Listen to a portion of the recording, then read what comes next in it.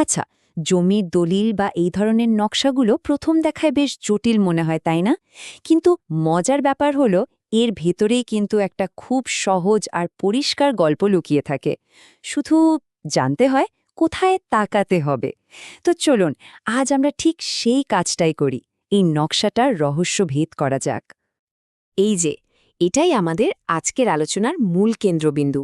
এক পাতার একটা নথি, যাতে কিছু নকশা আছে, কিছু সংখ্যা আর বাংলা লেখা, সব মিলিয়ে যেন একটা ধাঁধা। চলুন আমরা একসাথে এর প্রতিটি অংশের অর্থ খুঁজে বের করি।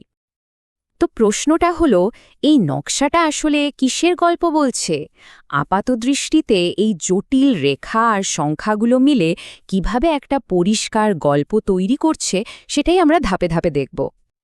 দেখুন, যে কোনো ধাঁধা সমাধানের সবচেয়ে ভালো উপায় কি? আগে পুরো ছবিটা দেখা। আমরাও ঠিক সেটাই করব। মানে ভেতরের ভাগগুলো দেখার আগে পুরো জমিটার বাইরের মাপটা একবার দেখে নেব। এতে পুরো ব্যাপারটা বোঝা অনেক সহজ হয়ে যাবে। তো কাগজ অনুযায়ী পুরো জমিটার মোট মাপ হল উত্তর থেকে দক্ষিণে 56 ফুট আর পূর্ব থেকে পশ্চিমে 52 ফুট। বেশ বড় একটা জায়গা। এটাই আমাদের কাজের শুরু। কিন্তু দাঁড়ান, এখানেই আসল মজাটা। এই যে পুরো 56 বাই 52 ফুটের জায়গাটা, এর সবটাই কি ভাগ হচ্ছে? উত্তরটা হলো না, এর সবটা ব্যক্তিগত মালিকানার অংশ নয়। নকশার একদম উপরের দিকে যে ধূসর অংশটা দেখা যাচ্ছে, ওটা খেয়াল করুন। ওটা আসলে একটা 5 ফুট চওড়া রাস্তা, যা সবার ব্যবহারের জন্য। তাই এটাকে ব্যক্তিগত মালিকানা থেকে প্রথমেই বাদ দিতে হবে। একইভাবে একদম নিচের দিকে তাকান।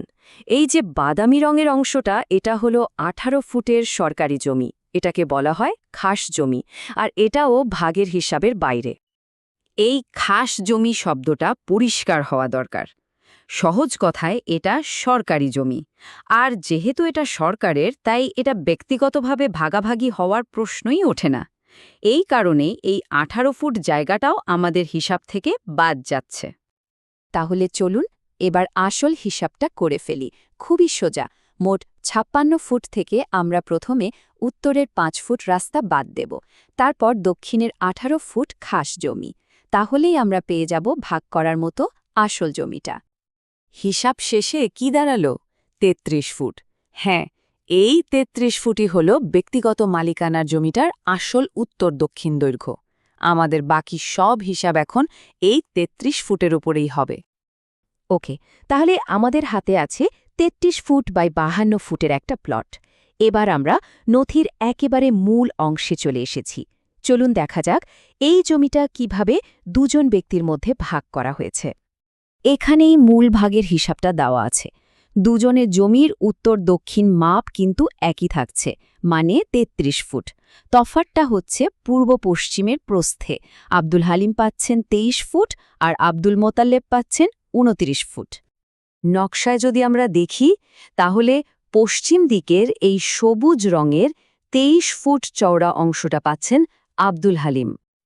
আর তার ঠিক পাশেই পূব দিকের অপেক্ষাকৃত চওড়া মানে 29 ফুটের নীল অংশটা পাচ্ছেন আব্দুল মোতালেব।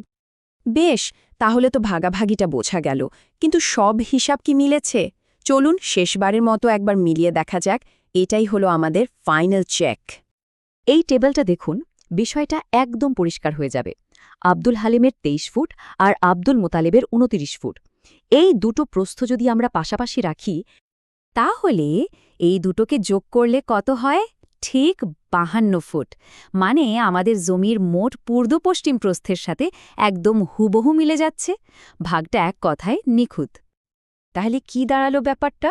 যেটাকে শুরুতে একটা হিজিবিজি জটিল নকশা মনে হচ্ছিল, সেটা আসলে কত সুন্দরভাবে একটা মালিকানার পরিষ্কার আর যৌক্তিক গল্প বলে দিল। এটা ভাবার মতো একটা বিষয়, তাই না? যে আমাদের চারপাশে থাকা এরকম সাধারণ দেখতে নকশা বা দলিলের ভাঁজে ভাঁজে আরও কত অজানা গল্প যে লুকিয়ে থাকতে পারে, শুধু একটু মনোযোগ দিয়ে খোঁজার অপেক্ষা।